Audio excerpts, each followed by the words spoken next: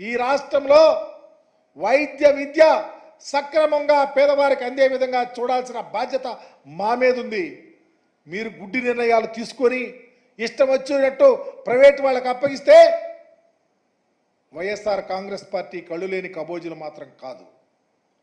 ఉద్యమాలు చేయటానికి సిద్ధంగా ఉంటాం, పేద ప్రజలకు అండగా ఉండటానికి సిద్ధంగా ఉంటాం.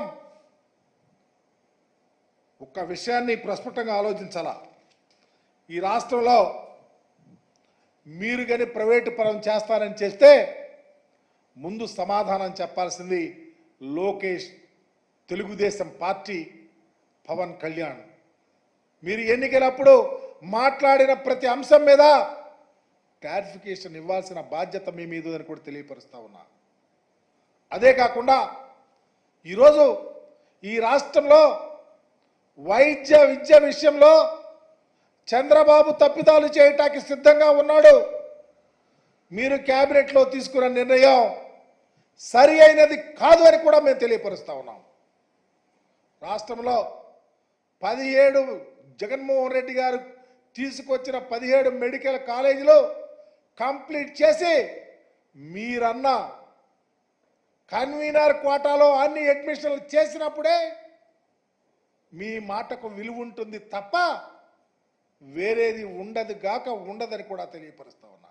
ఇవే కాదు, చంద్రబాబు నాయుడు గారు రోడ్లు ప్రైవేట్ పనులు చేస్తానంటున్నాడు, టోల్ గేట్లు పెడతానంటున్నాడు. ఇదా ప్రైవేటీకరణతోనే మీ పరిపాలన కొనసాగించాలని ఎన్నికలప్పుడు ఎందుకు హామీ ఇవ్వలేకపోయావు చంద్రబాబు గారిని అడుగుతా ఉన్నా. ఎంత దారుణం అంటే, నా కృష్ణా బ్యారేజ్ మీదకి వెళ్ళాడు, నీళ్ళు వెళ్ళిపోతాయి, అబ్బా ఎంత ఆనందం వేసింది అంటా ఉన్నావు. ఎంత డొల్లతనం. నీళ్ళు వెళ్తే నీకు ఆనందం ఏంటయ్యా? నీళ్లు చాలాసార్లు వచ్చినాయి, సంవత్సరాల తరబడి నీళ్ళు వస్తాయి, పోతా ఉంటాయి.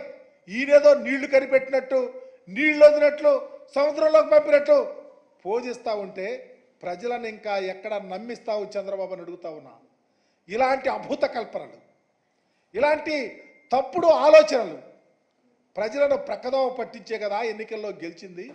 అందుకనే నా యొక్క డిమాండ్, ఎన్నికలలో మీరిచ్చినటువంటి హామీ 17 వైద్య కళాశాలలలో అడ్మిషన్లు కన్వీనర్ కోటాలలో చేయాలా, అలాంటి జీవోలు తేవాలా.